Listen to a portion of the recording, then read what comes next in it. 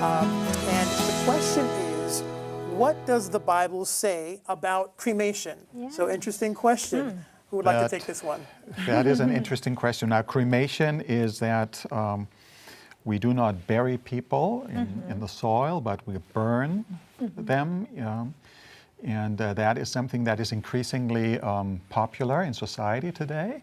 And many Christians raise the question, what does the Bible say about that? Now, it's a good question, but the Bible really doesn't address that issue very much. It doesn't give us a prescription how people have to be buried or what we should do.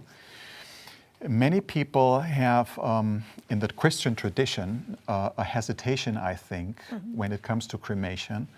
Perhaps because in the Bible we find that often God's judgments have the effect that people burn.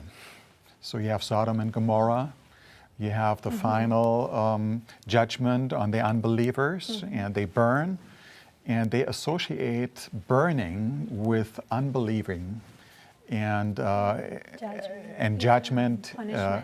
But really, which is the case, this is biblically the case, but it really is not a statement about cremation as such. And the Bible is, I think, quiet on that particular question.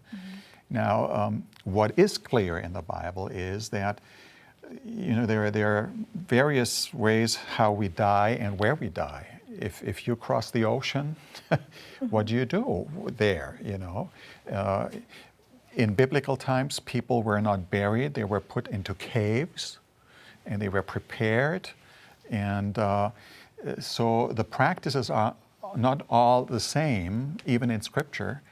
And the good news to me is, no matter how you die, no matter whether you turn to ashes by burning or in the soil, God is the one who is able to resurrect us to new life. Amen. And that is a clear biblical teaching in many places. I think about 1 Thessalonians chapter 4 in the New Testament, where he talks about the resurrection hope, or 1 Corinthians at the end, chapter 15, we have that expressed by the Apostle Paul, and other passages maybe that come to your mind. Actually, I thought also about this chapter 15, 1 Corinthians chapter 15. Let's turn to the verses 51.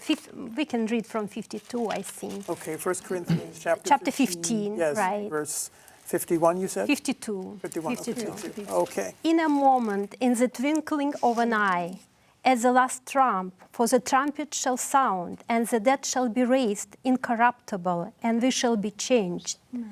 For the corruptible must be put on incorruption, and this mortal must put on immortality.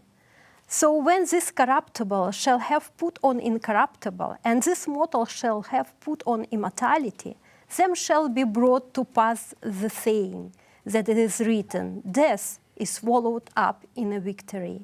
O death, where is thy sting? O grave, where is thy victory? And I think that this is beautifully explained, the explanation that when Jesus comes, we'll all be changed. We all shall be changed. And so how God will do that, we don't know, but we believe that He has enough power to do that.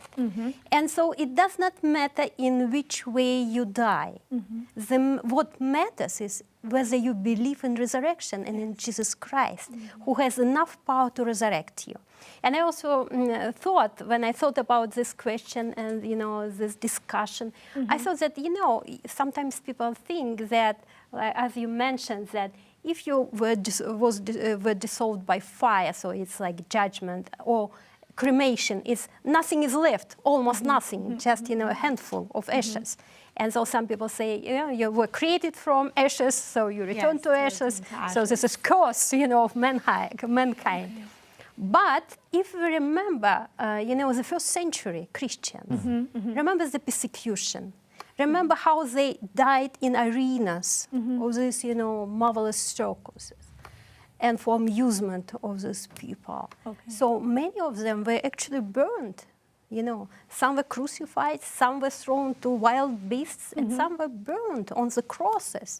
You know, so, but it does not matter to God in which way and how you died. So What ultimately, matters, yeah. if you believe in God. So ultimately, there is nothing that we can show in the Bible to prove that cremation is wrong.